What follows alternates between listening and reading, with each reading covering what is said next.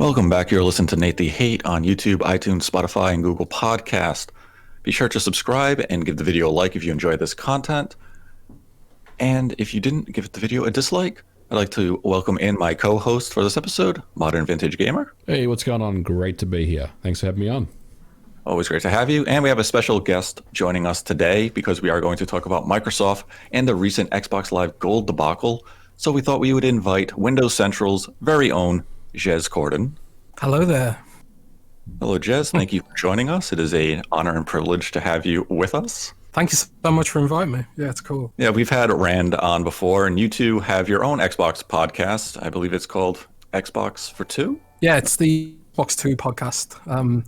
Just me and Rand rambling about games for an hour or two every Friday. Yeah. But it is a very good podcast.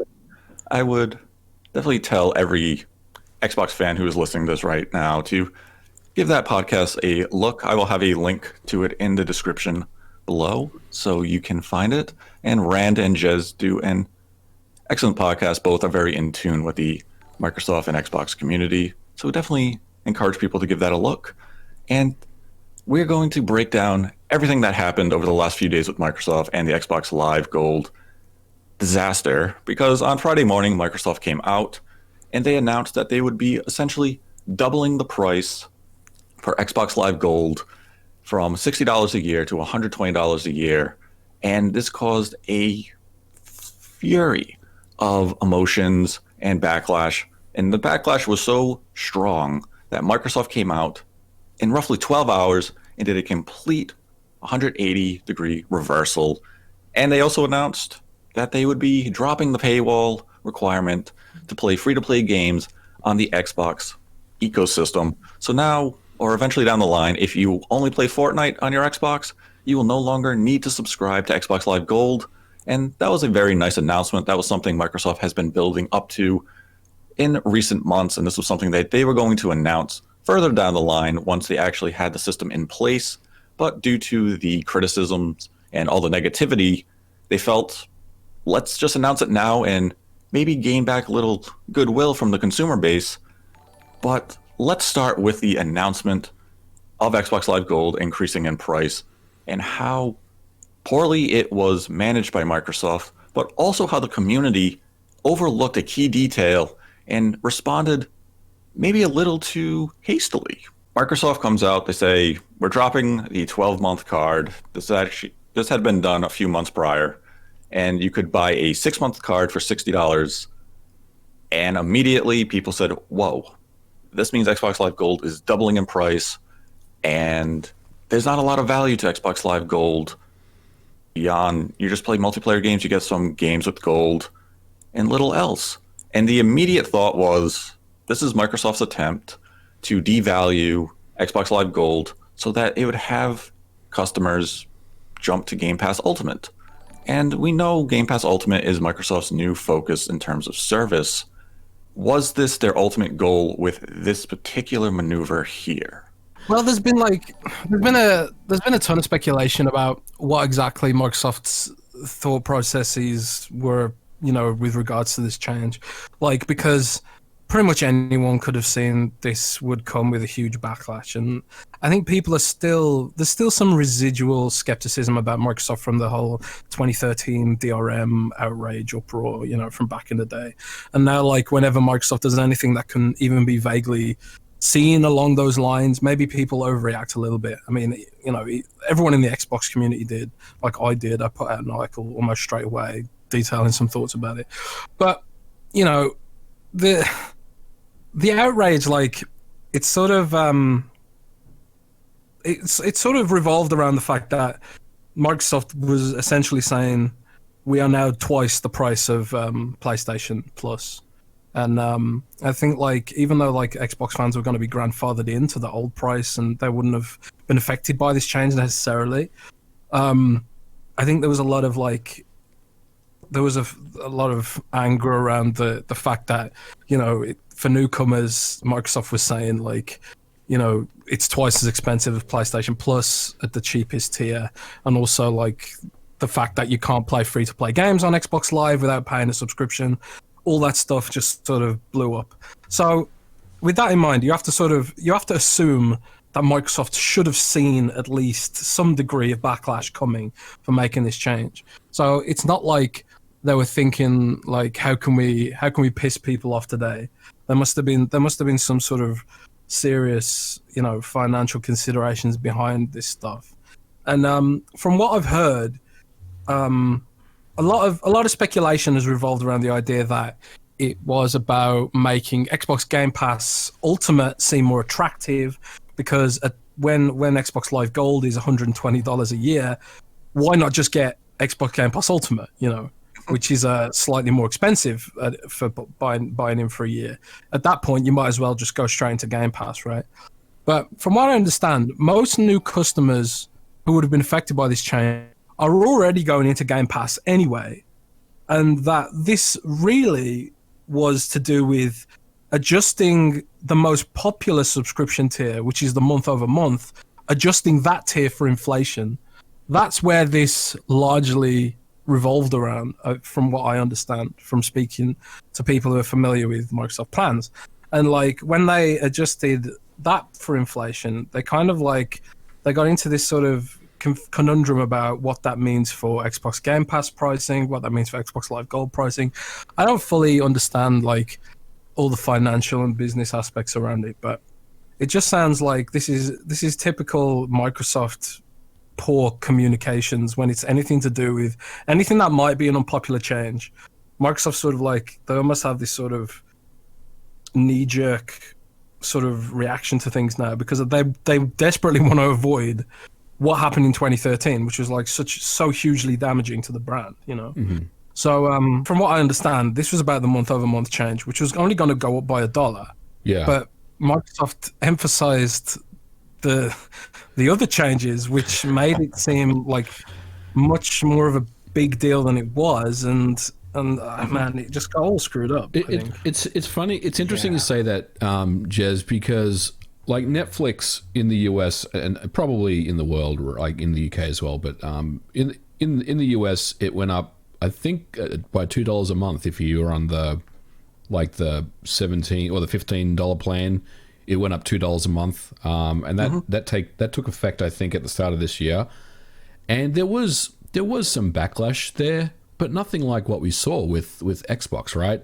So what's the difference? I mean, how can Microsoft improve their marketing around this, or their I guess their communication around this? Because Netflix held firm. They just said, "Yep, we're putting the price up $2 a month," and there was some angry consumers, and there was some tweets and stuff like that. There was some articles posted about it, but I mean they didn't backtrack 24 hours later. They just said, that's it, that's what we're doing. And this is pretty much the same thing, other than the fact that it wasn't very well communicated, and Microsoft didn't do a great job, and then they subsequently backtracked. So how can Microsoft be better at communication like this? Because it's not really, I mean, $1 extra a month or $2 extra a month, it's not really a big deal. It's kind of what we kind of come to expect, especially with Xbox Live being around literally since the days of the OG Xbox and the price that you would pay, right? So, I mean, if you think of it that way, it's kind of expected that they would increase the price. So what do you think they can do to improve, communication going forward? Man, it's so strange, because it really did revolve around, the communication was fine, but everything revolved around that sort of erroneous, egregious doubling of the year-over-year subscription, right? They removed the 12-month subscription, they put it down to 6 months, but at $60 or whatever it was. And that made it effectively twice as expensive as the competition. That's the bit that confuses me. Did they just forget that PlayStation was offering a year for $60 or something? I have literally no idea. So that was when they're putting the narrative together of this change, that was mathematically and symbolically the thing that your brain could process easiest, the fastest. So that's what everyone focused on. It was well, PlayStation costs half of this. What the hell are you doing? So first of all, they should have seen that coming. That whole sort of having to pay twice what PlayStation users have to pay, that wasn't going to go down well with anyone. Even though it wasn't going to affect any current customers, like that's like, how can you recommend Xbox to your friends when it costs twice what PlayStation costs year over year? You know, it's sort of like that conversation, like the empathizing with other users and being like an Xbox fan. It makes it harder to be one when you're doing stuff like that. So I think that's where a lot of the anger in the Xbox community revolved around. But when it comes to communication, like disregarding the fact that whole decision was just egregious, like Microsoft does this all the time across its whole product lineup. They just don't seem to understand human beings. Like we've seen this with like, you can take Skype as an example. Microsoft purchased Skype for billions of dollars. It was the biggest communications platform on earth when they purchased it. Do you know anyone that still uses Skype as a brand? Like they use the technology of Microsoft Teams, whatever. Yeah. But like they had Skype as basically the makings of a social network, and they did nothing with it. They just ran it into the ground and ignored it because Microsoft just doesn't understand human beings sometimes. When it comes to like communicating and human beings as a customer, they just don't get it a lot of the time.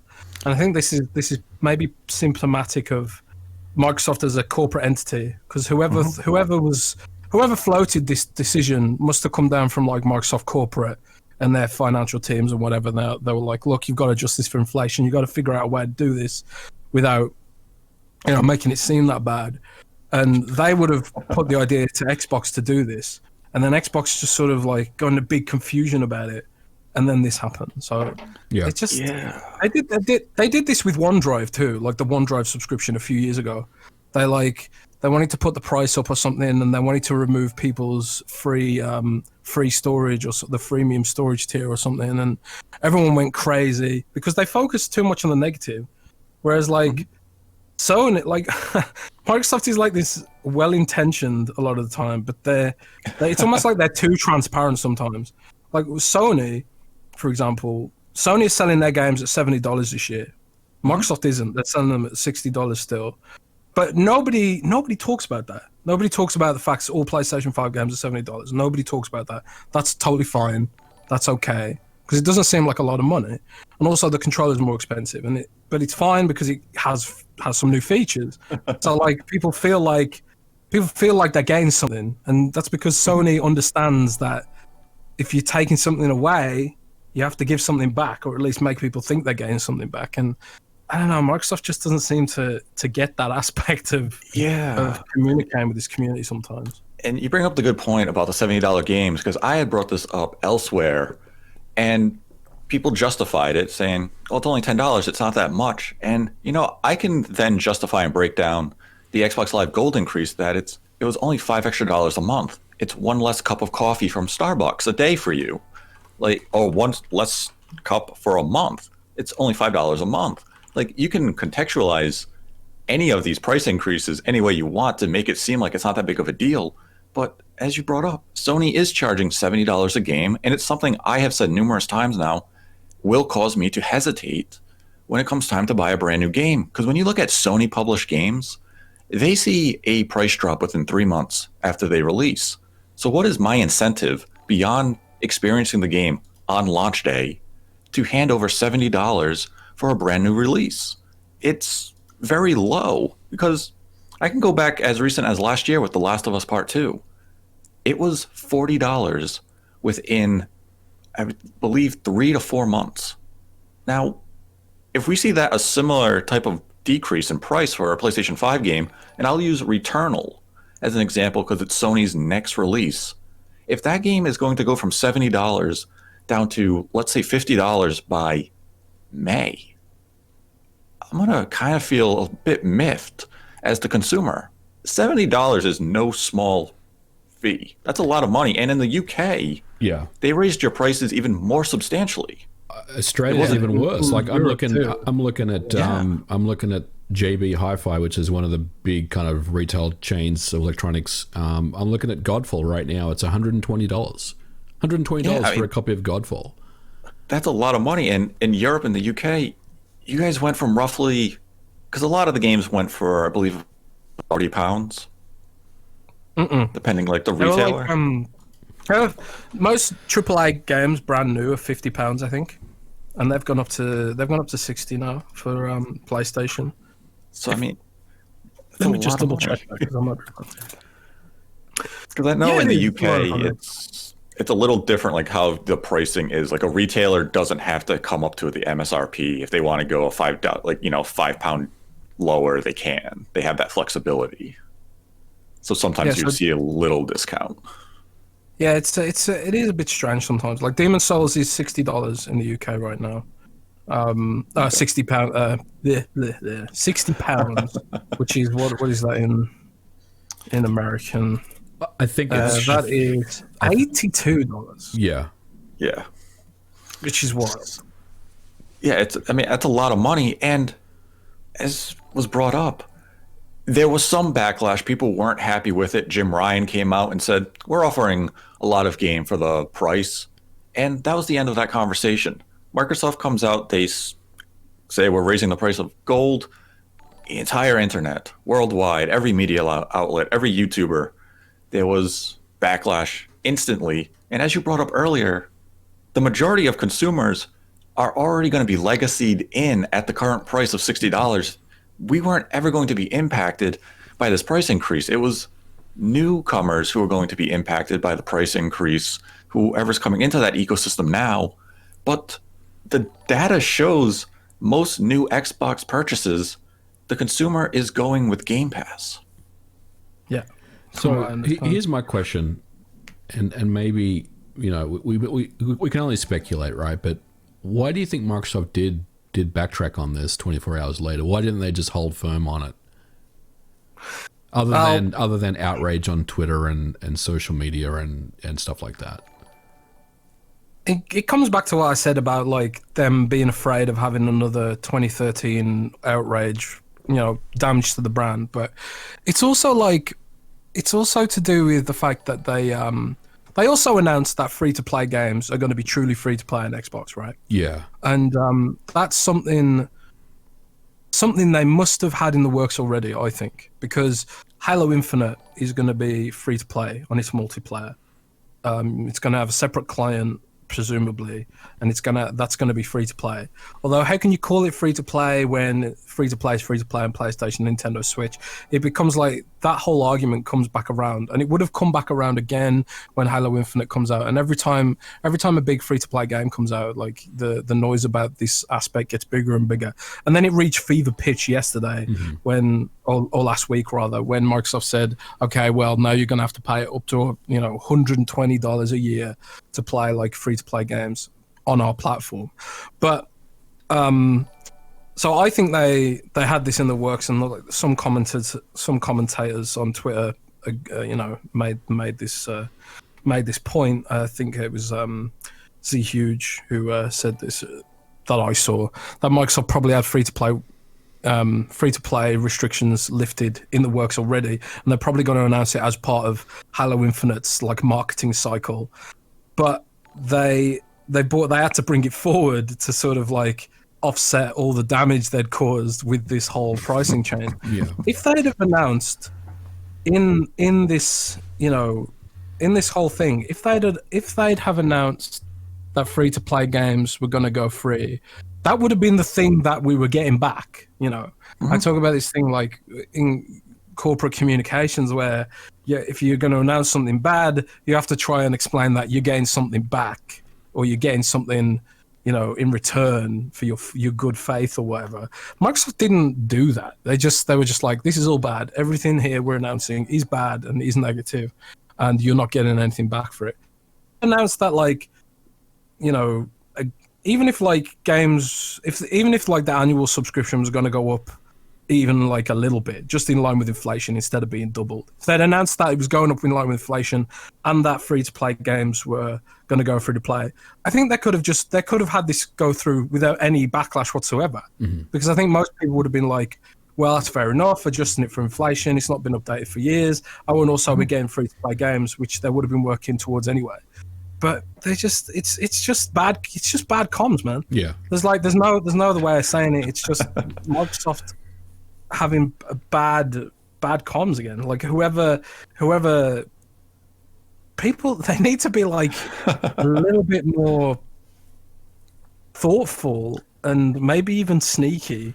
Speaking purely as like, not as a consumer, like purely analytically, because obviously I don't want them to be sneaky. But if I was working for Microsoft and if I was a consultant advising Microsoft, I'd say you got to be a bit more sneaky here and a bit less honest, because you guys, you have this tendency to go forward with the negative and make that your headline. Yeah. Because you want to have this image as being a progressive, earnest, green, shiny company. But sometimes in the capitalist structure, not to get too philosophical, sometimes in capitalism you have to be an asshole. Yeah. And so, am I allowed to swear on this podcast? Sorry. That's actually that's a really good point, because when you look at, like, I'll use Sony and Nintendo as the examples.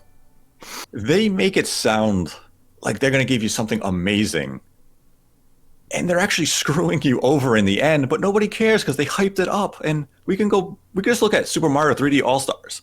They make it like you're getting these 3 great legacy 3D Mario games, $60. But the caveat is they're only going to be on store shelves and digital shelves for 6 months. And everyone's like, I don't care. I get to play these 3 games.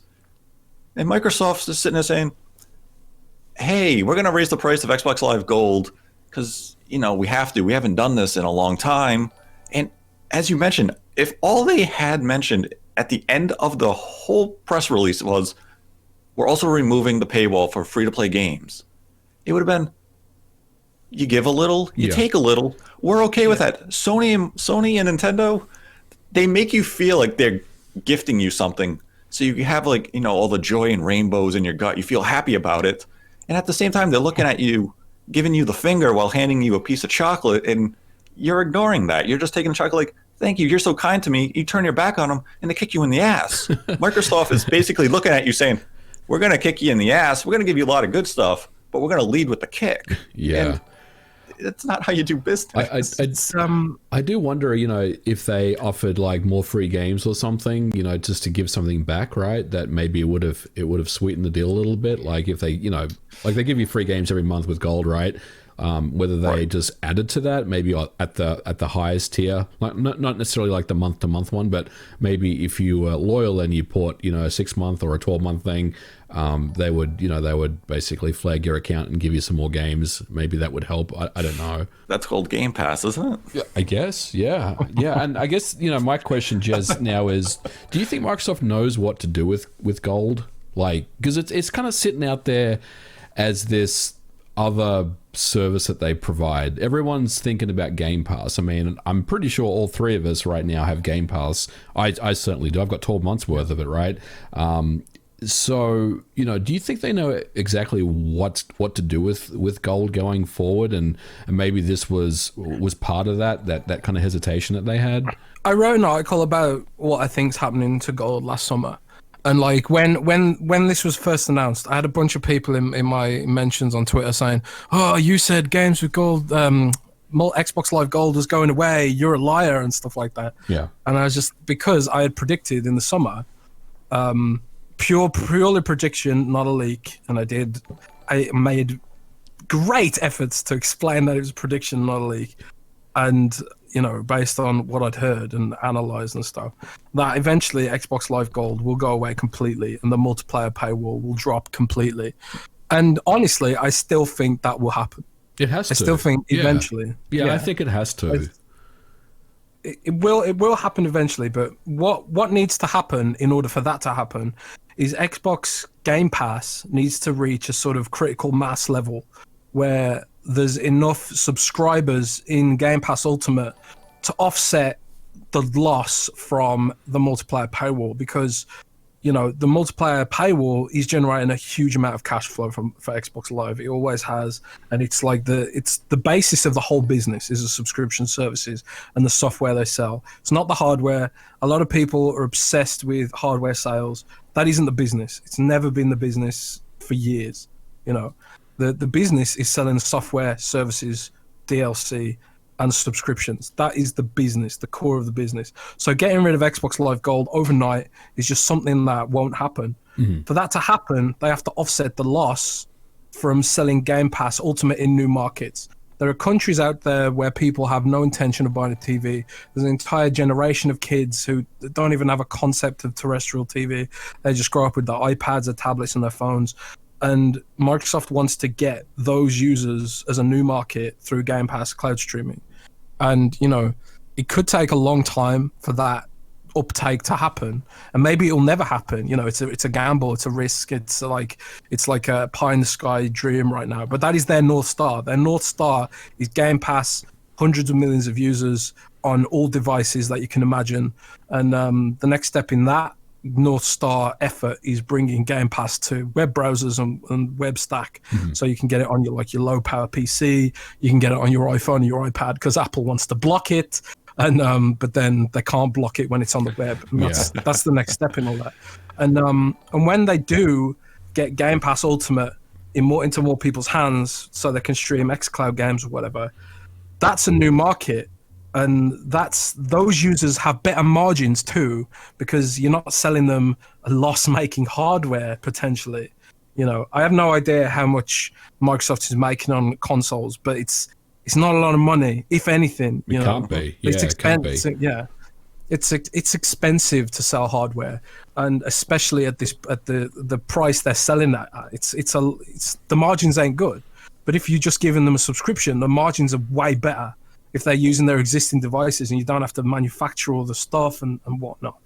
And that's not me saying Microsoft's going to get out of the console business, because philosophically they like it, but it's better margins if to a customer who doesn't buy hardware in some sort of backwards sort of way. It's just the way it is, the economics of the business. So I do believe that there's also legacy involved too, right? So because if you remember on the 360 when that came out, there was two tiers. There was silver and gold. Silver was just, you didn't pay anything. You could connect your 360 online. You couldn't matchmake and you couldn't use your headset and all that stuff, but you could still do basic multiplayer stuff. And then gold, obviously, that came with, you know, matchmaking, voice chat, party chat. Plus, you had cloud saves and stuff like that. So there's obviously, you know, if they're going to take all that away, or if they're going to, you know, sunset Xbox Live Gold, they have to figure out what to do with that stuff, right? They have to transfer all those features to a Game Pass subscription. So yeah, I think there's definitely work that they need to do there, right? They can't just, you know, kill it like tomorrow. You're right, Jez. I think they definitely have to come up with some outline or strategy to move away from it over time. It really is just that legacy thing. It's almost like a vestigial limb that they're going to chop off eventually, because like cloud saves are not paired to Xbox Live Gold subscriptions anymore, and they've, you know, expanded the amount of storage you get for free. That's just part of Xbox Live now. Like the voice chat stuff, you know, you can get that on your PC for free. You don't need gold for it, and like all these features just sort of like exist for everyone except specifically on the console hardware, and as the lines blur between PC gaming, mobile cloud gaming, and console gaming, it's sort of like, it's weird that, you know, I'm getting 360 no scoped in Sea of Thieves by a PC gamer who's playing it for free. Yeah, I'm like paying it for a subscription, and I don't have a mouse and keyboard, and I'm getting ruined is playing it for free.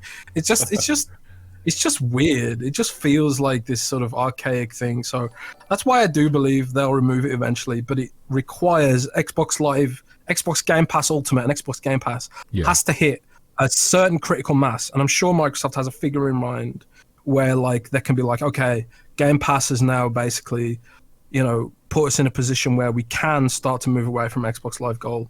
And once Game Pass hits that level, even if it's not like in America or the UK or its traditional markets, it's going to be in their non-traditional markets where Game Pass probably takes off the most for mobile devices anyway. Like, so they're seeing a huge amount of uptake in South Korea. They're seeing, like, I've been told that like they're seeing a surprising amount of interest from Eastern Europe as well. And you know, they've got the whole deal with Stalker 2 that is strategic about Game Pass in Eastern Europe, for example. Stalker is a massive game, massive IP in Eastern Europe, and the whole reason Microsoft got that was for Game Pass uptake in Eastern Europe. Like it's all this. They've got a strategy in mind for Game Pass, and I do think when it's a critical mass that we'll see Xbox Live Gold go away. But I don't know if that's. I doubt it's this year.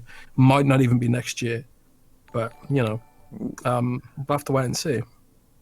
Yeah, it's Xbox Live Gold is definitely that boulder around their feet now. Everyone knows it's archaic. It is a relic of its time.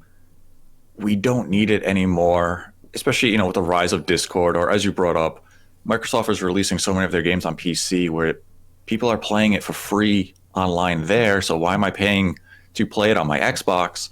And as you've mentioned, mobile and laptops, desktops, other devices, smart TVs, those are all going to be used by Game Pass in the future. Microsoft wants to get xCloud on all these range of devices. And the Xbox as a product is largely just a conveyance for the Game Pass service. Microsoft is a software company. They're not a hardware company, and their focus is to sell Game Pass. And I mean, I guess we could go back to the 360 and the original Xbox, even the early Xbox One days. The service they wanted to sell at that time was Xbox Live Gold. And they've now evolved that to Xbox with Game Pass Ultimate. And who knows, 15 years down the line, maybe they'll have a new service they're going to sell us. But now you have to get rid of Xbox Live Gold, and they do have a great challenge ahead of them. Because let's say if Microsoft announced today, they are going to get rid of Xbox Live Gold. You can play multiplayer for free, but everyone who has an active subscription, would you just convert whatever remaining time to a Game Pass subscription, or would you issue a refund? I mean, I would probably migrate existing Gold users to Game Pass, right? Well, I think that's the logical step. That's what they do. Yeah. Like, I see, this is another thing that a lot of people don't realize, and it's something they actually put in that article when they announced the price change. Right now, anyone listening to this show, if you are an Xbox Live Gold subscriber at 6 months or 12 months or more, you can instantly convert that to Xbox Game Pass Ultimate at no additional cost. So, like, what a lot of Xbox fans did when they first announced this scheme, which still exists, they bought, like, this is what I did. I bought 2 or 3 years of Xbox Live Gold using Microsoft reward points that I'd accumulated from Bing. I use Bing. Yeah, hate myself, but I use Bing, and that gives me Microsoft reward points. And Microsoft reward points you can then spend on Xbox Live Gold. And then you can take that Xbox Live Gold and convert that into Game Pass Ultimate. So for free, I went from 0 Game Pass Ultimate to 2 or 3 years of Game Pass Ultimate. I can't remember when it expires, but it's a long time. And that's from converting Microsoft reward points from using Bing into Xbox Live Gold at $60, which you can then convert into Xbox Game Pass Ultimate at no additional cost for like $100 or $120 or however much it is. So that's how Microsoft is trying to migrate users from Xbox Live Gold. But for some reason, they don't advertise that very much. Dude, I honestly, I mean, what you're saying makes a lot of sense, but I've never really heard about that before. Like, I just assumed that if you're on Gold, then you use up your Gold membership until you're done, and then you can just buy Game Pass Ultimate. I didn't realize you could migrate over today. That's interesting to hear that. Yeah, that is literally, you can do that literally right now. If you go to their website and stuff, and then go to it's up to 36 months. Mm-hmm. There's a pre-conversion policy. If you've got Xbox Live Gold at a prepaid amount, I think it's from 6 months to 36 months, and then you upgrade to Xbox Game Pass Ultimate, it'll do it for free. It'll just convert your Xbox Live Gold straight into Xbox Game Pass Ultimate, even though it costs much more. Yeah. But I'm not sure if that works if you are currently a Game Pass subscriber. So you'd have to unsubscribe from Game Pass and then do it. But I mean, the point is there is a migration path there, right? If that's what you want to do, yeah. Yeah, that's correct. So, I mean, Xbox Live Gold, it's going to be interesting how Microsoft handles this moving forward because they tried to raise the price, they got called out on it, it led to a disaster, and this reversal was amazing. This is something we've never really seen in this industry, a company to come out and respond as quickly as they did and to offset it by giving us a little bit of good news with the free to play. And from what I've heard is that there were internal disputes at Microsoft and the Xbox division when this news dropped. And it wasn't pretty. There was a lot of temper flaring within these two companies. And I wonder if you heard anything similar to this, Jez. Sorry, can you repeat that last part? Someone at work sent me a message. Oh, I'm still at work technically. I'm still at work technically. I'm just sort of like just trying to pawn people off. Leave me alone. I'm busy. Yeah, did you hear anything about people at Microsoft and Xbox having an internal dispute once the news of the price hike was announced? And then due to this dispute, that's kind of what led to the reversal as quickly as it happened? I haven't heard anything about the internal discussions surrounding it. I do know that like a few people I know from Xbox, reached out to me and said, "Well, what a day," So it sounds like it does. Yeah, it does sound like there was skepticism, shall we say? But I don't know about internal conflict and stuff like that. I presume like what happened was there would have been an internal communication about this because what Microsoft tends to do is, they try to let before there's like a big announcement and stuff like this that is going to cause some kind of social backlash or whatever. What Microsoft tends to do is they send an internal communication out beforehand to let people know.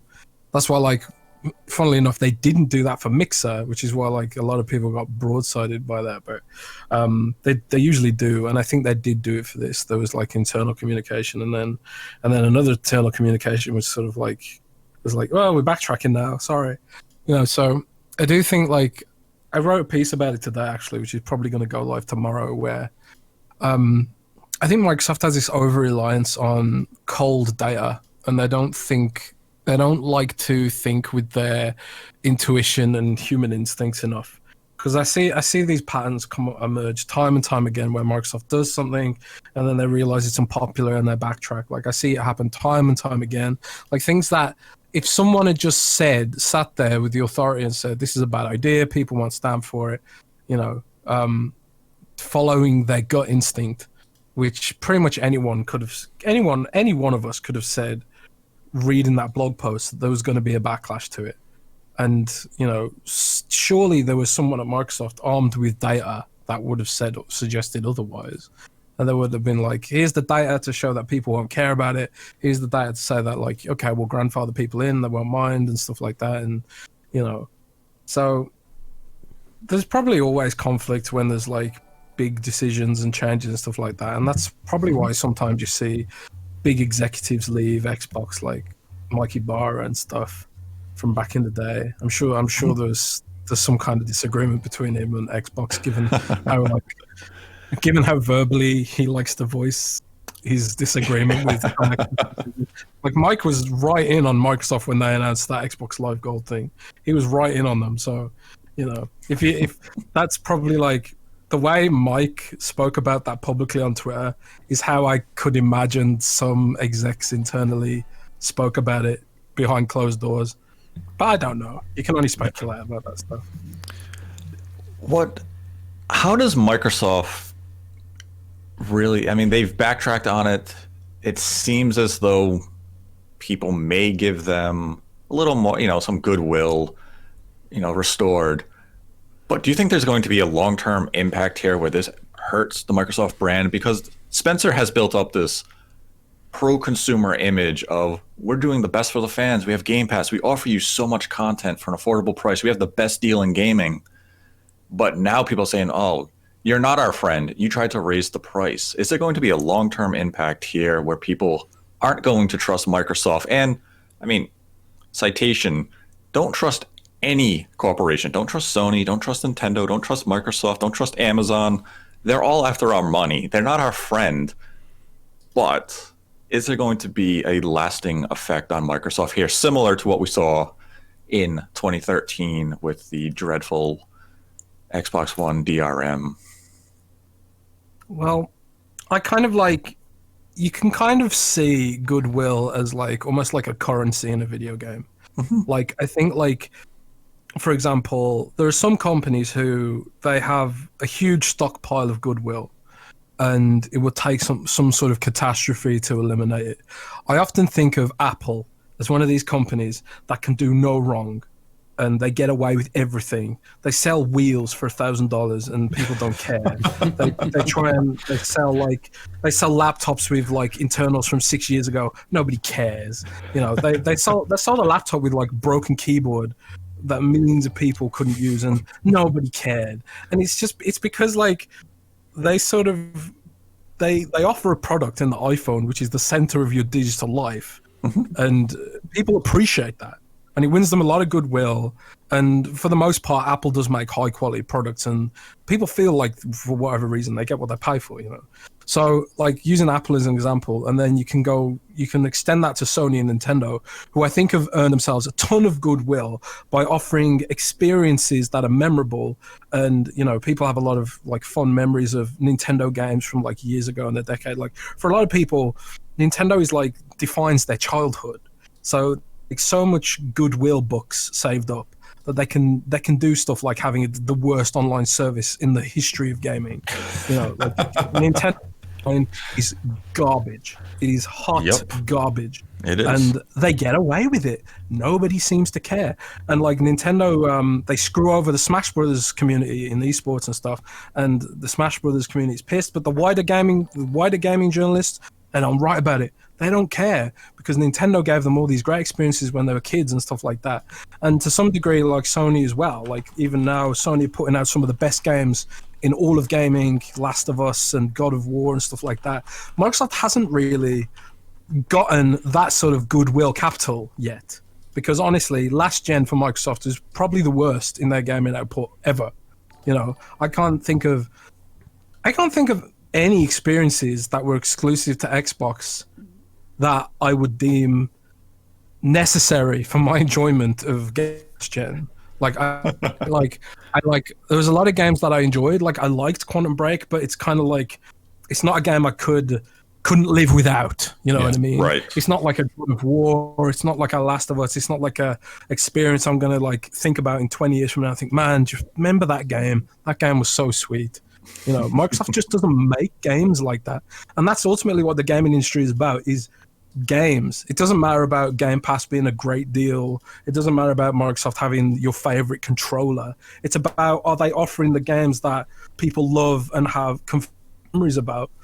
And sadly, they just haven't been able to deliver that. Even now, they haven't been able to deliver that yet, because games take a long time to make. Microsoft has invested a ton of money in its platform, but like the only game it has that really creates those experiences is Minecraft, which is a multi-platform game that nobody associates with Microsoft, because really it's not their game. Yeah. You know, they bought it, but it's not their game, you know.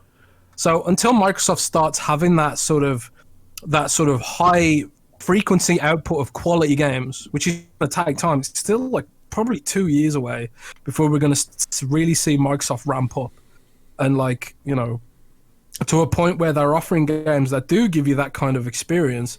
I think they're always going to be sort of running on fumes in terms of how much goodwill capital they have. They do a lot of cool stuff. Like Game Pass is awesome. The hardware on the Xbox consoles has been amazing last gen.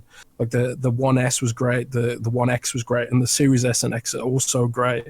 Really great consoles. And, you know, the operating system's great. Like all that stuff is great, but the most goodwill bucks you get is from making the high quality games. So until they start putting that out, I don't think they can get away with doing these sort of unpopular decisions like Sony and Nintendo can. That's how I feel. No, I think you covered it really well there, because when you think of Xbox, I'll say in their heyday, it was probably the original Xbox and the early Xbox 360, because Halo was that game for Microsoft.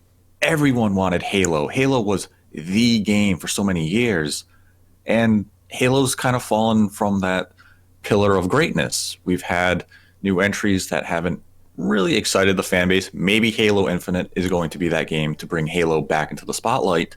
But like, I love Gears of War. I love that franchise, and even I'll admit it probably needs a little bit of reinvention. It needs a reboot. Not that the gameplay is bad, it's just it's standard now. It doesn't wow in the way the original game did. And Microsoft is building up that software library in very exciting ways. But as you said, it's still a few years away. Eventually, we will see the fruits of Fable. We will see Perfect Dark return. And those are exciting games. But we're talking 12, 24 months away. The Bethesda acquisition is going to blossom. We're going to see amazing products from that acquisition. But it's still years away. And it's Microsoft. They're building. They have the foundation laid, but we're waiting for them to actually construct this structure of greatness. And Sony and Nintendo already have their churches built. People already going into them and they're worshiping them for their amazing games, or the nostalgia that Nintendo still heavily relies on, because we grew up with Zelda, we grew up with Mario. We're always there for a new entry to those franchises, and that's what Microsoft doesn't have. They don't have that legacy. And legacy is essential, especially in the video game business, because legacy is what you remember. Legacy is what you build upon. And what Microsoft was in the early Xbox 360 days, they are no longer that company. I mean, this was a company who went out of their way. They went to Japan. They made partnerships with companies for Dead or Alive 3, Blue Dragon, Lost Odyssey. We haven't seen that ambition from Microsoft replicated, but we're kind of seeing it now with the studio acquisitions. When you have Ninja Theory, Bethesda, Obsidian, you're building towards what made you great, but you're asking us as the consumer to be patient. And how long can we wait for you to finally deliver on that promise? I mean, how long are any of us willing to wait for Microsoft to deliver on the promise of a bright tomorrow? Because it feels like we've been waiting for this day since the Xbox One launch, which was a disaster. And the Xbox One really didn't have a must-have game throughout the entire generation. It was always like, well, that means their next system, they're going to have that game. And we're once again, and I get the systems only came out 3 months ago, but we're waiting for the next evolution of one of their franchises, or maybe a revolutionary new take on Forza or Forza Horizon or Halo or Gears of War, or, I mean, what other games does Microsoft really have in their stable that we would consider iconic? Fable? Yeah. I think Fable is one of those. Perfect Dark is probably another one. I mean, I agree with you. Like, I think it's definitely, they're asking us to be patient. Absolutely agree with you. But I'm willing to be patient for them. You know, like, I think we all understand that this year is still that building year for them, right? They definitely have the hardware. You know, the hardware side has been stitched up, and you know the new gen hardware is excellent, as Jez pointed out. I think this year, you know, if we do get Halo, which I think we will, right? I mean, I'm pretty confident that we will get Halo later this year, as scheduled. And you know, one or two other you know, surprises. Stalker, the Medium's coming out this week, which I think is going to be a good one as well. You know, I think they can go into next year with a lot of momentum. So plus, you know, you add Game Pass to that mix and everything else. I'm willing to, you know, to be patient. You know, I do understand that this is a new console launch year, right? So there's always going to be those you know, shifts in the sand and just that, you know, that turbulence that goes with a new console generation launch. But yeah, I mean, with the acquisitions and with what they have on their roadmap, you know, you would feel pretty confident being a Microsoft fan, and you know, probably for the first time in quite a while, you know. Yeah, I feel confident because the future looks bright.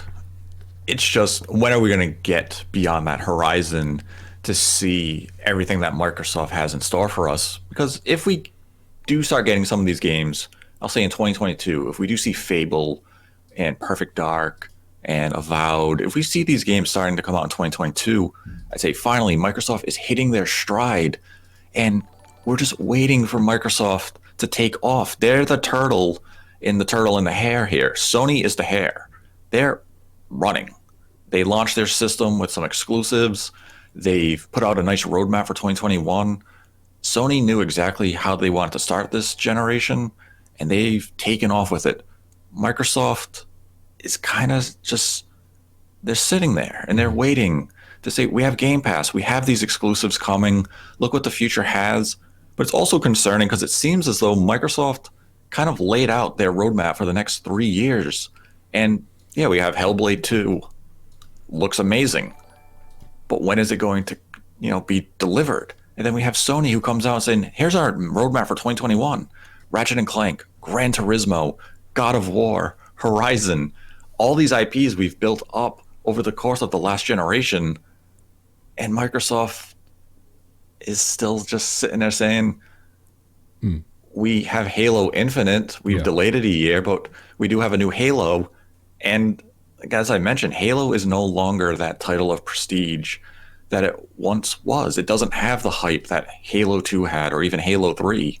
And that's mostly because, I guess, the campaign and the multiplayer is no longer pivotal to the multiplayer online scene. Call of Duty has taken over, and Halo has to find its way back so it can become that key piece to Microsoft's software stable. And maybe it does. Maybe Infinite delivers that for them. I hope so. I want Microsoft to be competitive because they have great hardware. The Xbox Series X controller is fantastic. I think it's one of the most comfortable controllers I've ever used. I think the biggest surprise is, and I've you know me, I've been talking about this since the first day, since I got one, was the Series S, right? Like, I think the Series S represents the best console this generation so far. Now, people are going to be like, what are you talking about? I'm talking about right now, like with the games that we have and the games that we're getting. I think the Series S is the best system that you can buy. It's $299. It's extremely competitively priced. And now Microsoft are basically saying you can play Fortnite, Minecraft, and these other free-to-play games for nothing on that system, right? You don't need live gold anymore, right? So I mean, it's how great is that? All of a sudden, this $299 system, next generation, plays games at 60 FPS, is all of a sudden the most competitive console out there. It's awesome. I don't have a PlayStation at all. I just got an Xbox and PC because it's partially because it's my job, but also because that's as much gaming as I have time for, frankly. But it's even though I got like 400 digital games on Xbox, so they've completely locked me in as a consumer. Like I couldn't switch even if I wanted to, just because I have all these games and backwards compatibility, and they're all digital and they're all can't sell them. So it'd be like ridiculous for me to even consider switching my main platform. But even despite that, I still obviously want them to be competitive with Sony, because Sony puts out amazing games that are they're the kind of games you look at and envy. I don't think like you say, I'm a Gears of War fan, but it's also kind of I don't need Gears in my life to it's not like an essential game to me, and Microsoft just doesn't seem to put out those kind of games. And even the games that we do know about, they're mostly pre-rendered trailers, and they don't show in-engine gameplay. We don't know what they're like, and they did this at the start of last gen too, if you remember. They showed off CGI for Scalebound, which got cancelled. Yeah, they showed off CGI for Recore, which looked a lot better in its CGI than it did when it launched. They showed CGI for Phantom Dust, which got cancelled.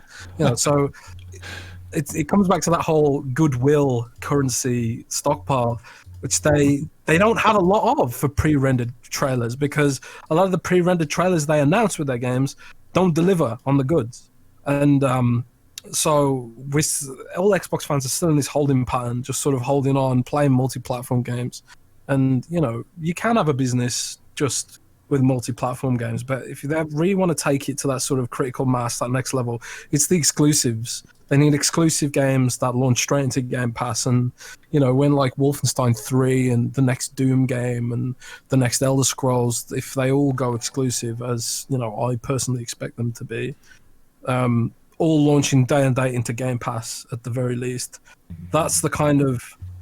that'll be the turning point, but it's still like years away. Yeah. You know? If Halo Infinite doesn't deliver, it's gonna be a big shame, and we're still gonna be there waiting. Like, well, wait for the next game. You know. See, now in your opinion, Jez, do you think Halo Infinite will deliver? Do you think it's going to be the Halo game we've been waiting for the last decade? I severely hope so. You know, I'm not even a big fan of Halo. You know, even like the old games. And I was always like a Quake and Unreal Tournament kid. You know, I was like, what is this game? There's not even any dismemberment. What is this game? You know, so shouting like, I was like, where are like the ridiculous weapons from Quake and Unreal Tournament? So I never like got into Halo like some of my friends did. You know, because I don't know if like my parents were just, you know, sort of like, I don't know, more relaxed about what games they'd let me play, but like I was playing like more violent games, and I always thought like Halo wasn't violent enough. I don't know what that says about me, but whatever.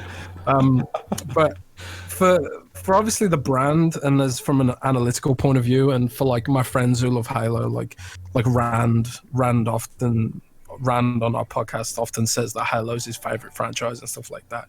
Like I do hope it delivers for them, but even that, like when they showed it off last year, it was so lackluster. Like the textures and the gameplay, like for me, just looked like, man, is this a last gen game? Like nothing about it really surprised me. Like, there's a grappling hook, like big deal, and like, oh wow, those enemies look like they were ported straight from a 360. You know, I was just not impressed with it at all. So I think like Halo Infinite has to deliver, and I severely hope it does, because like you say, that's like for Sony with Last of Us, God of War, Uncharted, and all those sorts of games. For Microsoft, historically, it's been Halo, and it just hasn't delivered that sort of level of excitement with Halo 4 and Halo 5 that it used to deliver. So, you know, it's just another sort of one of them wait and see sort of things, you know, if it doesn't get delayed again, touch wood. Going back to Xbox Live for a sec, I have a question, Jez, for you. Do you think that this thing with Live Gold that happened, do you think it will hurt Microsoft, or do you think the internet is a place where it has a short memory, and this time next week no one's going to remember that they tried to do that? I think yeah, people have short memories, especially when this Microsoft sort of nipped it in the bud before it went to the mainstream press. Like they did it like on Friday. Some websites didn't even pick it up straight away, and stuff like that. So and then sometimes when there's a huge backlash, it escapes the game journal sphere and goes to like the mainstream press, like your BBC and your, I don't know what they are in America, like CNN is it, yeah, and stuff like that. CNN and good old Fox News and stuff like that. So like for example, the Cyberpunk drama, that was in the BBC, and when I know it's in the BBC, I know it's like, oh well, all the normies are seeing this now, all the millions of normies out there are seeing this, and that's sort of like when it slips into the sort of consciousness of the sort of normal, less engaged audience. That's when you've got a big problem, I think. And I think like the hardcore audience, they'll be more forgiving, and Microsoft nipped it in the bud before it ended up on the BBC front page or whatever. Mm-hmm. So I think people will forgive them, and I think even if Microsoft comes back and says we are going to adjust prices for inflation, but like not as much as we planned or whatever, and like they put up the month by $1 and then whatever the equivalent percentage is on the monthly fee, I don't think people would mind if the annual subscription, if it went up by like $10 or $12 a month, to bring it in equivalency to whatever, then I don't think people would mind. I think the issue was like if they did put the annual subscription up by $12 to match the month-over-month subscription, does that mean they'd also have to reflect that extra $12 in the Xbox Game Pass Ultimate, because you get Xbox Live Gold with that as well? It's those kind of complications where they sort of got a bit obsessed with it. So I don't know, but I think people forgive them if again. I just really answered a very short question in a very rambly sort of way. Yeah, no, I'm not very. I appreciate the response, and I agree with you. I mean, I think it didn't really hurt them. You know, it was egg on their face, absolutely. You know, was it a bad look for them? Yes, but yeah, I don't think it's going to really affect their outcome or or the way that they're perceived. I mean, I think the Don Matrick DRM always online stuff, Connect stuff. I mean that's a different animal altogether than this. This was a misstep, and I think they quickly corrected it, like you said, before really a lot of big outlets got a hold of the story. It was already fixed. So I think ultimately it won't hurt them. Yeah, this feels like it's another one of Microsoft's missteps, and we saw them do it numerous times last year where they hyped up their summer event for the Xbox Series X, and it was just a bunch of CG trailers, and it was very lackluster, and it feels like it's another Microsoft marketing misstep. They fall, but they get back up and they recover from it, and Microsoft could recover from this in I'll call it an easy manner. But if all of a sudden in the next couple of weeks, Microsoft comes out and they announce that they have a new acquisition, and it's an exciting studio. But do you know something, Nate? Or no, just speculating here. But I mean, we know Microsoft is actively searching. We know they're going to make another acquisition in 2021. They're very invested in Japan right now. They want to get a Japanese studio. If they do this and it is a quality studio, they could announce in the same press release that they were increasing Xbox Live Gold by a certain percentage, and it would probably go under the radar because you're going to get excited about the potential of what Microsoft is going to deliver. Or even if news of the Bethesda Microsoft acquisition becoming finalized by June, when that happens, you're going to get excited about what this means for Microsoft or your favorite platform, if it is the Xbox or PC. You could announce that again, some sort of gold increase or even Game Pass increase, because you could frame it as, we just bought a studio, or we just bought a couple of new studios. We're investing heavily in them to make these brand new IP and brand new franchises. And people would say, you know what? Due to what is going to be brought to Game Pass in the coming months or even coming years, I'm okay with that $5 a month increase, because now I'm going to get Doom, Starfield, Elder Scrolls, Fable, Perfect Dark, etc. on Game Pass for no additional cost. So, I don't feel that badly about handing it over to you. I mean, if Nintendo was able to convince us that $20 a year for a service that has no messaging feature, a rudimentary invite feature, and only gives us NES and Super NES games at a rate of 3 games every 6 months, Microsoft could probably frame some sort of marketing delivery that convinces us that Game Pass for an extra $5 a month is a good deal because of what they're going to be delivering on it. I like it. It just made me laugh because I pay for Nintendo Online, but I barely ever use my Switch. Same. And it doesn't even have cloud. It doesn't even have cloud saves on half the games. It's so bad, man. Bloody Nintendo. But you pay $20 a year for it. Yeah, I'm the same. I have Nintendo Switch Online, and the only reason why I have it, other than just to maybe play a Super NES game like once a month for like an hour, is for cloud saves. And you're right, Jez. I mean, not a lot of the games, but some of the games don't even support it, which really makes it frustrating. So then you wonder, well, why do I have this in the first place? But I think that those cloud saves for me is really the main reason why I spend the money on it, because I don't play Smash Brothers online, and I don't generally play online games on my Switch. It's really just for the convenience of having a cloud save, and if I do get a new Switch, I know I can restore those saves without having to mess around. So that's really why I do it.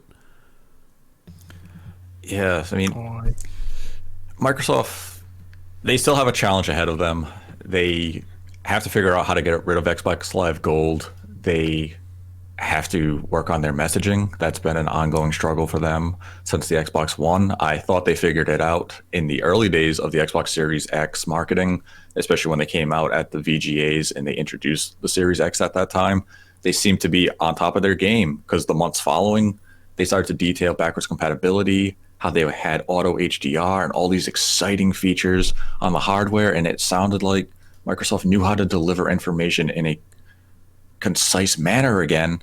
And all of a sudden, it all unraveled starting in the summer of 2020. And it seems to be their trend moving into 2021 that they don't know how to deliver information in a way that doesn't get anger out of the consumer. And in this case, it could have very easily been alleviated by just making it clear that if you were already a subscriber of Xbox Live Gold, you are legacied into the current price of $60 a year. This was only for new subscribers, and that they would have been removing the paywall for free-to-play games.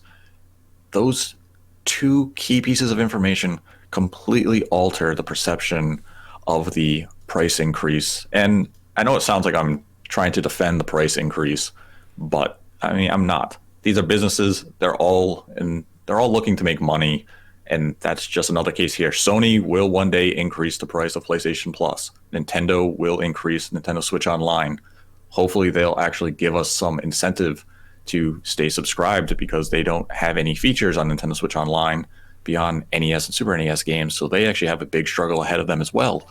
Microsoft is just the company that I want them to go back to Marketing 101 and work on their delivery, because they have great hardware. They're going to have fantastic software in the future, but they have to get us as the consumer excited about the promise of what is to come. And you can't do that by flopping and messing up your marketing messaging every single opportunity you have. Sony doesn't make these type of mistakes. And even when they do, they manage to convince you $70 for Returnal is somehow a good deal. I don't know if I agree with that, Nate, but I also don't want to talk for another hour about Sony, because Jim Ryan has said some things, man, that you and I just sit there and think, what the hell did he just say? You know, so I'm not saying that's necessarily a marketing blast that came out on Twitter that their PR people or their marketing people, but there have been some things said that just are a little weird. Yeah, Sony makes their blunders. It doesn't seem to stick. It's like they're able to just kind of brush it off and people move on because Sony says, look, here's the logo of the next God of War. And people are like, oh my God, I don't remember that you just bricked my PlayStation 5. You're giving me a game I want. And the same with Nintendo. They can do a series of bad things and the fans get excited when Nintendo says, here's a new Nintendo Direct. Microsoft just doesn't have that hype behind them to brush off any of the negativity. They just kind of have to sit there and say, yeah, sorry, we'll work on it, and hopefully you forgive us down the line. And eventually we will. It's not like Microsoft could have came out on Friday and just dropped a new Perfect Dark trailer and everyone would have forgotten about Xbox Live Gold fiasco. I wish they did. That would have been cool. It would have been cool. I want to see more Perfect Dark. I know we only saw it a month ago, but still. One of the annoying things about being a quote-unquote game journalist or whatever it is that I do is that, like, back in the day, before this COVID stuff, it was like you waited the whole year and then you had this big E3 blowout. And then, like, the news, maybe there was little bits of news here and there otherwise. But because there's no E3 now, there's no sanctions on when game devs can announce things. They can just throw them out whenever they feel like it. Like that Indiana Jones thing the other day, you know, completely out of the blue. By the way, we're making Indiana Jones game, Machine Games. Like, so now it's kind of like, maybe like the next time we see Hellblade 2 or Perfect Dark, it'll just be randomly explode one day out of nowhere. And I don't know. That's just something I thought about what you were saying there. Yeah, I mean, they could, like, in a couple of hours, Microsoft could just drop a trailer of Halo Infinite for no reason other than, why not? It's Monday, let's do it. And it is the weird thing, without E3, without the Tokyo Game Shows and the Gamescoms, and even the GDCs, these studios can announce anything whenever, and we don't have that culmination of building up the hype to a single event. And sometimes, I mean, this is a different topic altogether, but when you have that E3, you know when to get excited. When you just drop a Halo Infinite trailer out of the blue with no build-up, I don't know if you garner as much excitement as you normally do. Like, Nintendo typically gives us 24 hours advance notice when they're going to drop a Nintendo Direct. So they build up that anticipation. So when it finally hits, you have the climax of, look at everything that happened. When the Indiana Jones game was released, it was just, as you said, here's a tweet and a press release of Machine Games is making Indiana Jones. Here's a quick teaser trailer. We don't know when you're going to hear or see this game again, but enjoy this little bit of information. Like, cool, that was neat, but what am I supposed to do with it now? Yeah, the landscape has definitely changed. I mean, I think, you know, I'm hopeful that we can get back to, you know, E3 and GDC and stuff. Probably not this year, unfortunately, but yeah, I mean, I think there's definitely, I think these companies, you know, they're trying different things and it doesn't always land, you know, for them. But, you know, I'm still very hyped for any announcement that any of these companies usually make. I mean, I think if it's over Twitter or whatever, it still does have an impact. It's just not, it's not in the same vein as a you know, a big trade show where there's a lot of flashing lights, there's a lot of people in a crowd, a lot of hype, you know, in one room, a lot of energy. It's a different vibe. Yeah, now it's more muted because you don't have that conference setting, you don't have the live audience. It's just, here's the Twitter drop. The excitement is whatever you feel in your own residence, as opposed to having the media gather and have, you know, previews ready as soon as that trailer drops, or having new hands-on or gameplay footage. That era of the industry is on hold until the COVID situation begins to subside, and it probably isn't going to be the case in 2021. Maybe 2022 we return to that hyped atmosphere for this industry, and that is something that this industry really needs. It's something it relies on, because that's how you sell product. You sell games and consoles based on hype. Look at CD Projekt Red with Cyberpunk. The game sold based on hype, and then it launched with a large list of issues, gets patched, and somehow the most recent patch breaks the game. So that's why hype, as essential as it is for these businesses, it's also a curse for us, the consumer, because we buy into it and we end up purchasing product that maybe we should have waited for a little clearer information on. So, Jez, I have a question for you, unrelated really to Xbox Live, but what would you say to a budding video game journalist that wants to get into the industry? Any advice? Well, it's weird because I didn't do it the usual way. I think some journalists, like, there's two ways of doing it, really, from what I understand anyway. You can either, like, go to university, do journalism school, and then apply for jobs, like, you know, what they tell us at school, right? You know, you go to college, you get a degree or whatever. I didn't do it like that. I dropped out of high school and I never once thought I'm going to be a game journalist, I'm going to be a writer. And it was never even vaguely on my radar. But one day I wanted to make a website to brush up on my web development skills, and I thought, I'll just make a blog. I'll just make a blog about something random that I care about, which is, I don't know, I'll do about Microsoft stuff, because I was into Windows Phone at the time and I had an Xbox, and I thought, well, I can make a blog about Microsoft services and how they integrate, because Microsoft was doing that whole Windows 8 thing at the time. And I just started writing content. I just and I enjoyed it. So, like, if you enjoy blogging and you wanna be a game journalist or a blogger, my advice would be just start making content. I used to write like 10 articles a day about random stuff I was interested in and random stuff I enjoyed, putting my opinions out there, not being afraid to have strong opinions and not being afraid to, you know, piss people off with opinions that they might disagree with and stuff like that. Because, for every person you annoy, there might be 10 people who agree with you, or it's just the way it goes sometimes. So like, my advice would be to just start making content, start getting involved in the conversation with everyone you can on Twitter, get involved in the community, and like eventually you might get noticed. Like a lot of the people I've hired for Windows Central, they weren't people who came from universities or had degrees. They were people who showed hustle, showed passion, showed that they had like a unique take on things. They were multi-talented. Maybe they had video editing skills and stuff that could be useful in other ways. They had graphic design skills, and they're all self-taught. YouTube, all this stuff's online. Like you don't need a degree to get into this. All you need is passion and the ability to show it. You can make a free blog using Blogspot or something like that. Twitter's free. Speak to people in the industry and put yourself out there, and good things can happen. You'll get lucky.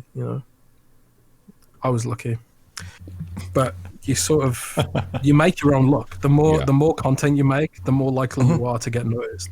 So yeah, that's good advice, because when I started writing about video games, it was back in like 2003. That's how old I am.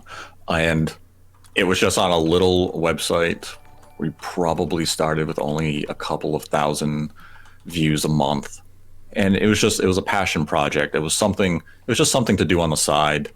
And eventually everyone who was on this blog got noticed by a bigger website. So we all got hired to go over there. It was still one of those cases of you were paid with a review copy. But when you're, 16, you don't really care. It's like, oh, cool, I get a free game and I get it early. So you were fine with that.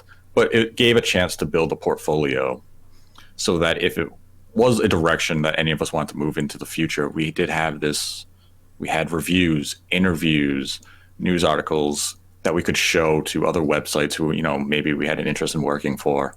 But you have to start with the passion, and you just, as Jez said, just keep doing it, keep cranking out content, and you will get noticed one day. You don't go into it assuming that you're going to find success immediately, because you can pitch content to a lot of websites and you're going to be turned down probably 99 out of 100 times, but you will get that one chance, and all you need is that one opportunity. And when you get it, it can open a lot of doors.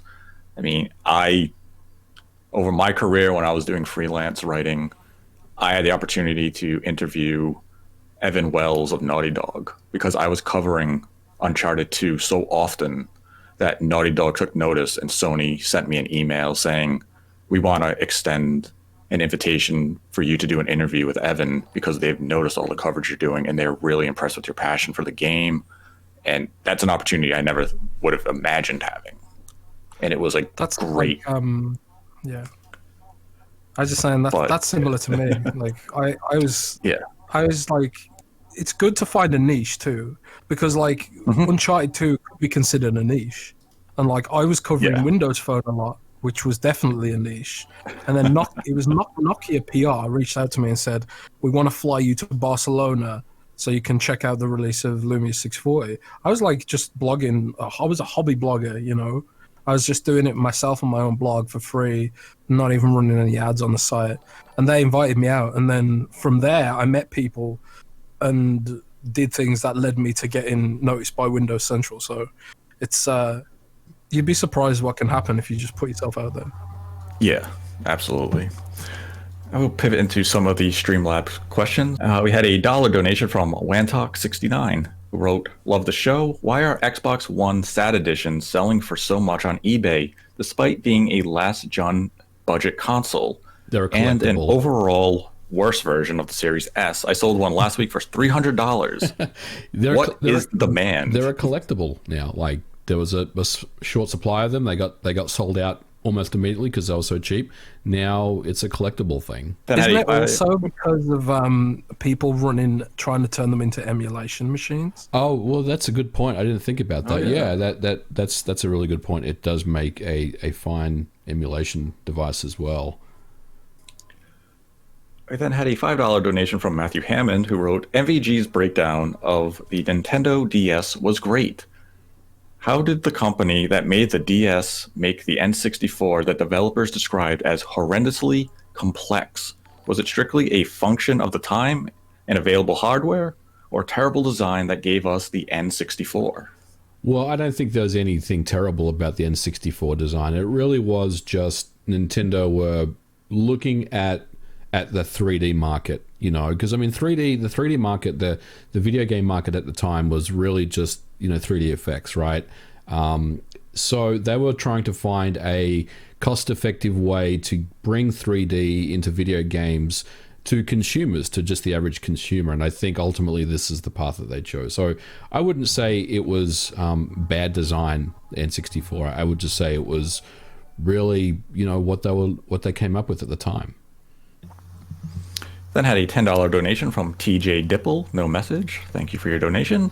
Then had a $1 donation from Jackie G, who writes, never too early to speculate. What are your current predictions for Game of the Year nominees based on what we know for 2021? Love the content and congratulations on 10,000 subscribers. Thank you. I mean, what do we really know for 2021 as far as confirmed releases? We know Halo Infinite, God of War Ragnarok, Village, Ratchet and Clank, Village, The Medium. I mean, Breath of the Medium. Yeah, Breath of the Wild 2 is just speculated for 2021. It hasn't actually been confirmed. Right I now, did say on Windows Central, Xbox 2 podcast that I do know of a couple of games that haven't been announced for 2021 yet that are coming in 2021. Ooh, exciting. based on the games that we do know of, Jez, what would you say is the pick right now of Game of the Year?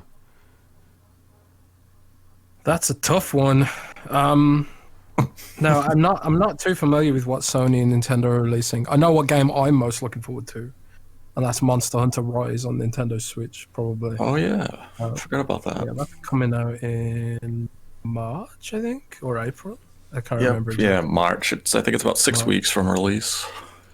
Yeah, so I'm pretty excited about that, but I don't know. If you're in Microsoft's shoes, you're probably hoping that Halo Infinite might be a contender, but realistically, I'm not expecting it to be. Ooh. I think of all the games that we currently know about, I would say Halo Infinite would be mine right now. But I mean, that's obviously going to change quite a lot, I think, as the year progresses. Yeah, the year really has to flesh out. I mean, I could say Horizon 2, but we don't know anything about the game beyond the setting and that the character is in the game. So, I'm going to go with Resident Evil 8 because we've played at least a demo of it. Then had a $10 donation from Jake, who writes, I played through Control and loved the 60 FPS on Switch. Can you think of any reason why Hitman on Switch doesn't have a performance mode? Is it a technical limitation, developer choice, last-gen port of the game?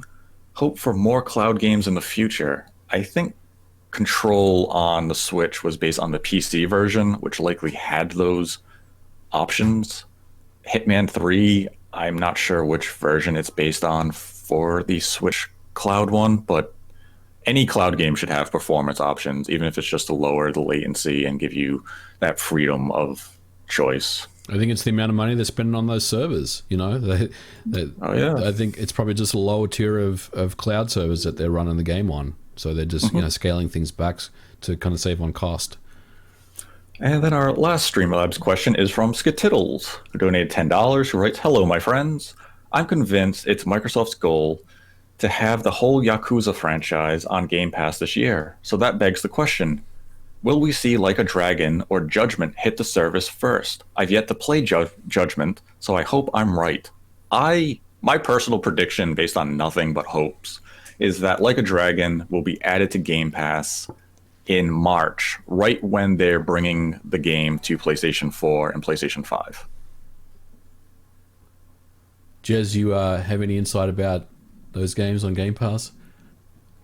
Isn't Like a Dragon already on Game Pass? No. It's not actually. It's not.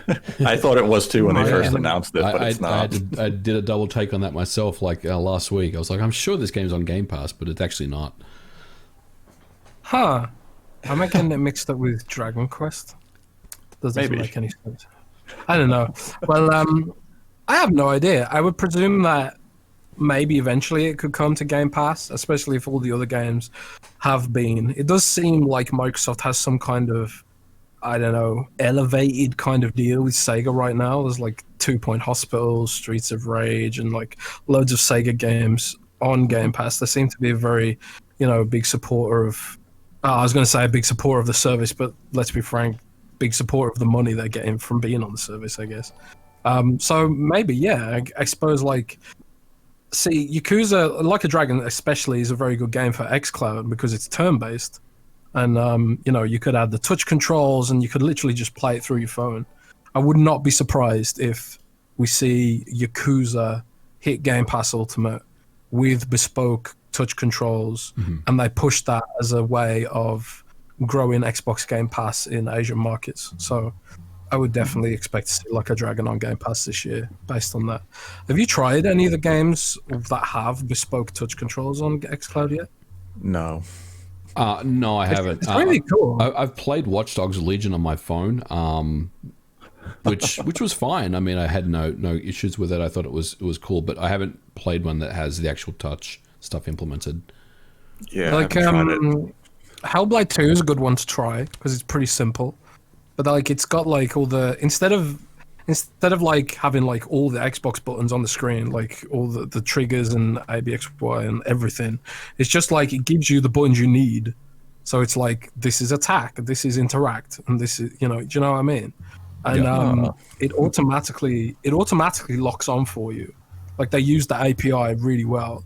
Like the game gets simplified a bit, and then and it locks onto enemies automatically, and then you just sort of you got to tap and parry correctly and stuff. So there'll be a big influx of games that use the touch API more intelligently going forward. But Yakuza Like a Dragon seems like a prime candidate for that because it's turn based.